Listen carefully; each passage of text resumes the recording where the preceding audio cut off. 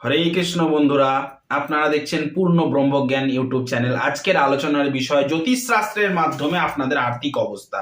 অনেকেই বলেন না দাদা, হাতে কিছুতেই টাকা জমাতে পারছি না, বা টাকা আসার আগেই খরচ হয়ে যাচ্ছে খরচের খাতায়। আমি কিছু সূত্র বলবো আজকে, যারা অল্প আদ্র জ্যোতিষ শিখেছেন, বেসিকটা জানেন, বা অনেকেই আছেন যারা প্রচুর নানান ধরনের জ্যোতিষের ভিডিও দেখে দেখে ক্যালকুলেশনগুলো জেনে গেছেন, তারা অন্তত বুঝতে পারবেন আমার ফর্মুলা দেখে। ফর্মুলা নাম্বার 1, যদি আপনার লগ্ন সাপেক্ষে দ্বিতীয় ভাবে, মানে লগ্ন 1 নম্বর তার দ্বিতীয় ভাবে, লগ্ন সাপেক্ষে দ্বিতীয় ভাবে কোনো পাপক গ্রহ বসে থাকে, নৈসর্গিক পাপক গ্রহ, শনি, মঙ্গল, রাহু, কেতু, মানছি রাহু কেতু শ্যাডো প্ল্যানেট, ছায়া গ্রহ, তবু ধরতে হবে। শনি, মঙ্গল, রাহু, কেতু, সূর্য যদি দ্বিতীয় ভাবে বসে থাকে কিংবা দ্বিতীয় ভাবকে দৃষ্টি দিয়ে থাকে, তাহলে কিন্তু আপনি হাতে টাকা পয়সা জমাতে পারবেন না, বা ভুলভাল ডিসিশনে আপনার খরচ হয়ে যাবে, রং ইনভেস্টমেন্টে আপনার কিছু টাকা পয়সা লোকসান হয়ে যাওয়ার সম্ভাবনা থাকবে, টাকা ধার দিলে টাকা পাবেন না। 2 নম্বর পয়েন্ট, আপনার জন্মছকে দেখুন দ্বিতীয়াধিপতি এবং একাদশ অধিপতি। দ্বিতীয় মানে সেভিংস মানি, এবং একাদশ মানে আপনার source of income, daily source of income. তাহলে দ্বিতীয় পতি একাদশ ভাবপতি যদি দ্বাদশ ভাবে থাকে, তাহলে আপনি কিন্তু হাতে টাকা পয়সা রাখতে পারবেন না, 9-6 হয়ে যাবে। 3 নম্বর পয়েন্ট দেখুন, আপনার জন্মছকে অষ্টম ভাবে বসা প্ল্যানেট খুব ইম্পর্টেন্ট। আপনার জন্মছকে অষ্টম ভাবে বসা নেগেটিভ গ্রহ, হ্যাঁ, অষ্টম ভাবে যে গ্রহটি বসবে তার সপ্তম দৃষ্টি পড়বে আপনার দ্বিতীয় ভাবে, সপ্তম দৃষ্টি।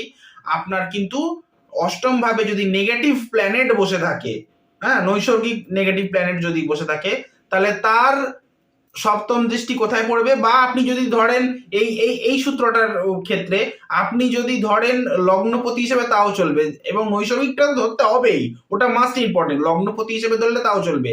নৈসর্গিক অশুভ গ্রহ যদি আপনার অষ্টম ভাবে বসে দ্বিতীয় ভাবকে দেখে, তাহলেও কিন্তু আপনি হাতে টাকা পয়সা জমাতে পারবেন না, কারণ অষ্টমের সপ্তম হচ্ছে আপনার দ্বিতীয় ভাব। চতুর্থ নম্বর প্ল্যানেট, চতুর্থ নম্বর সূত্র, এই জিনিসটা মাথায় রাখবেন। আপনার পঞ্চম ভাব, আপনার হ্যাঁ, একটা জিনিস আমি বলতে, চতুর্থ নম্বর সূত্রের আগে একটা কথা আমি ক্লিয়ার করে দিই। যদি আপনার অষ্টম ভাবে বসা গ্রহটি, যদি আপনার অষ্টম ভাবে বসা গ্রহটির দ্বিতীয় ভাবটা, আপনার লগ্ন সাপেক্ষে দ্বিতীয় ভাবটা সক্ষেত্রে হয়, তাহলে কিছুটা বাঁচোয়া বেনিফিট আছে কিছুটা, হ্যাঁ, প্রকুর প্রভাবটা একটু কমবে। নইলে কিন্তু অষ্টম ভাবে বসা নেগেটিভ প্ল্যানেট, তার দৃষ্টি সমসপ্তম দৃষ্টি তার দ্বিতীয় ভাবে পড়বে, আপনি কিছুতেই টাকা পয়সা রাখতে পারবেন না। চতুর্থ নম্বর যে সূত্রটা আমি বলতে চলছি, আপনি মিলিয়ে নেবেন। আপনার যদি পঞ্চম ঘরে শনি বসে থাকে, তাহলে আপনার লগ্ন সাপেক্ষে পঞ্চম ঘরে যদি শনি বসে থাকে, তাহলে শনির দশম দৃষ্টি কোথায়? আপনার দ্বিতীয় ঘরে। সুতরাং আপনি এই পজিশনে কিন্তু টাকা পয়সা সেভিংস করতে পারবেন না।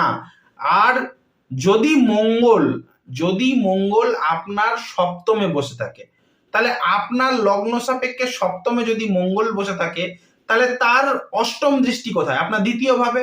আপনার লগ্ন সাপেক্ষে সপ্তমে যদি বসা মঙ্গল বসে থাকে, তার অষ্টম দৃষ্টি দ্বিতীয় ভাবে, আপনি হাতে টাকা পয়সা রাখতে পারবেন না, আপনার খরচ প্রচুর হবে। মিলিয়ে নেবেন কথাগুলি, ঠিক আছে? আচ্ছা, তারপর 5 নম্বর সূত্র, রাহু বা কেতু। কেতুর কোনো দৃষ্টি নাই, যদি অষ্টম ভাবে বসে থাকে, এবং দ্বিতীয় ভাবকে রাহু দেখবে অষ্টমে বসে থাকলে, অষ্টমে যদি রাহু বসে থাকে, দ্বিতীয় ভাবে কেতু যেখানেই বসে সেই জায়গাটা একটা করে দেয়, গন্ডগোল করে পাকিয়ে দেয়, সমস্যা পাকিয়ে দেয়। আপনার কিন্তু সঞ্চয়, টাকা পয়সা জমাতে কিন্তু প্রবলেম হবে। এবারে 6 নম্বর সূত্র মিলিয়ে নেবেন। আপনার দ্বিতীয় ঘরে, লগ্ন সাপেক্ষে দ্বিতীয় ঘরে যদি দুখানা করে প্ল্যানেট, যদি ধরে নিন সূর্য এবং শনি বসে রয়েছে, কোনো দোষে যাবেন না, কিন্তু আবার বলবেন না শ্রাপিত, আমি কিন্তু দোষের কথা বলিনি। সূর্য এবং শনি বসে রয়েছে, বা সূর্য এবং রাহু, অনেকেই বলবে গ্রহণ দোষ, হ্যাঁ হয়, সূর্য শনি শ্রাপিত দোষ, তাও হয়। কিন্তু যদি আপনার দ্বিতীয় ঘরে এই দুটো করে প্ল্যানেট বসে থাকে, তাহলে জেনে রাখবেন যে আপনার কিন্তু সরকারি রোষানলে টাকা পয়সা নষ্ট হতে পারে, কারণ সূর্য হচ্ছে সরকারের কারক গ্রহ, এবং রাহু হচ্ছে যে কোনো জিনিসকে মানে প্রবলেম ক্রিয়েট করবে, বাড়িয়ে চাড়িয়ে সরকার, সূর্য মানে সরকার, সরকার থেকে প্রবলেম ক্রিয়েট করবে যখন সূর্যের সঙ্গে রাহু আপনার দ্বিতীয় ভাবে বসে থাকবে, লগ্ন সাপেক্ষে দ্বিতীয় ভাবে বসে থাকবে। এবার যদি সূর্যের সঙ্গে শনি বসে থাকে, সূর্য হচ্ছে সরকারের কারক গ্রহ এবং শনি হচ্ছে আইন আদালতের কারক গ্রহ, এমন কিছু ল লিটিগেশনে আপনাকে জড়িয়ে দেবে যার ফলে কিন্তু আপনার অনেক টাকাই লোকসান হবে। এবার রাহু কেতু বাদ দিয়ে, মানে ছায়া গ্রহগুলি বাদ দিয়ে যে কোনো গ্রহ আপনার একাদশ স্থানে যদি বসে থাকে, লগ্ন সাপেক্ষে একাদশ স্থানে, আগে লগ্ন দেখবেন, বারবার বলছি লগ্ন আর রাশির মধ্যে লগ্ন বড় হয়, তারপরে চন্দ্র দেখবেন।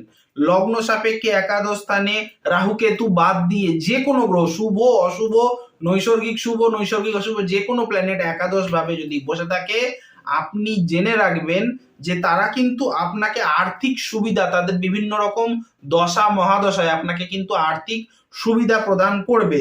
হ্যাঁ, তবে একাদশ ভাবে যেই প্ল্যানেটটি বসবে সেই প্ল্যানেটটি আপনাকে ডেইলি সোর্স অফ ইনকামের পথ দেখাবে।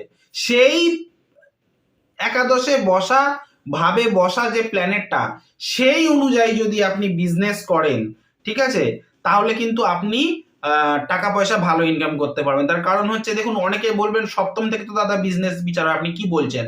হ্যাঁ, সপ্তম থেকে বিজনেসের বিচার হয়, কিন্তু একাদশ ভাব থেকে ডেইলি ইনকাম, আপনার ডেইলি ইনকামটা কোন প্ল্যানেট বসে রয়েছে সেই প্ল্যানেট অনুযায়ী ব্যবসা করুন না।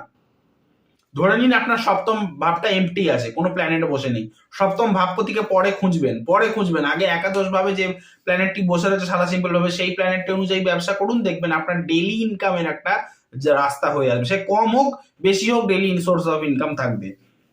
তবে এই একাদশ ভাবটায় যদি রাহু কেতু বসে থাকে তাহলে কি প্রবলেম হবে? দেখুন, বিভিন্ন রকম ক্লাসিক্যাল টেক্সট বইয়ে দেখবেন একাদশ ভাবে রাহু বসে থাকলে ভালো ফল প্রদান করে। আমি বলবো না, একাদশ ভাবে রাহু বসে থাকলে অনেকে বলেছে হ্যানা ত্যানা গাড়ি বাড়ি সব হবে। একাদশ ভাবে রাহু বসে থাকলে সেই জিনিসটার পেছনে তাড়াবে আপনাকে, মানে ওই লাভ, এটা চাই, মানে একটা আপনার মধ্যে একটা এক্সট্রা এনার্জি, জোশ বুস্ট আপ করবে। কিন্তু একাদশ ভাবে রাহু বা কেতু বসে থাকবে, যাদের বসে আছে মানে D1 চার্টে, তারা একটু মিলিয়ে নেবেন, তাদের যদি কোথাও আটকে থাকা টাকা পড়ে থাকে, সে যদি কাউকে টাকা পয়সা ধার দিয়েছিল কোনো কালে, টাকা পয়সা ফেরত পায়নি, তাহলে সেই রাহুর দশা বা মহাদশা, অবশ্যই পজিটিভ দশা বা মহাদশায় সে কিন্তু সেই টাকাটা ফেরত পাওয়ার যোগ্য বা পেয়ে যাবে। বা কেতুর একটা ভালো পজিটিভ দশা মহাদশা, কেতুর সঙ্গে অন্য কোন প্ল্যানেট শুভ গ্রহ, লগ্ন সাপেক্ষে শুভ গ্রহের দশা মহাদশায় আপনি আপনার যে আটকে থাকা টাকাটা আপনি পেয়ে যাবেন। কিন্তু একাদশ ভাবটাতে ডেইলি সোর্স অফ ইনকামে যদি নেগেটিভ প্ল্যানেট রাহু কেতু বসে থাকে, আপনার রোজগারের ইনকামে কিন্তু বাধা দেয়। কথাটা মিলিয়ে নেবেন, আমাকে কমেন্ট সেকশনে লিখে জানাবেন, হ্যাঁ দাদা এইটা আমার রয়েছে, আপনি ঠিক বলেছেন। দ্বাদশ ঘর মানে কি? ব্যয় ভাব। এই দ্বাদশ ঘরে দেখুন, আমি তখন বললাম দ্বিতীয় ভাবে যদি সূর্য শনি বসে থাকে বা সূর্য রাহু বসে থাকে তার প্রবলেম। এই দ্বাদশ ঘরে যদি সূর্য শনি বসে থাকে, সেম প্রবলেম। যে প্রবলেমটা হলো, শনি হচ্ছে মামলা মোকদ্দমা এবং সূর্য হচ্ছে সরকার, ওই সরকারের তরফ থেকে মামলা মোকদ্দমা করে কিন্তু বা পৈতৃক সম্পত্তির, সূর্য হচ্ছে পিতার কোনো ব্যাপার নিয়ে মানে প্রবলেম নিয়ে পিতার সঙ্গে একটা মামলা মোকদ্দমা, অনেক সময় হয় না শরিকি মামলা, এরকম টাইপের কোনো মামলা মোকদ্দমা হতে পারে যদি আপনার দ্বাদশে রবি এবং শনি বসে থাকে, এটা একদম ভালো নয়। এবারে যদি দেখেন শুধুমাত্র আপনার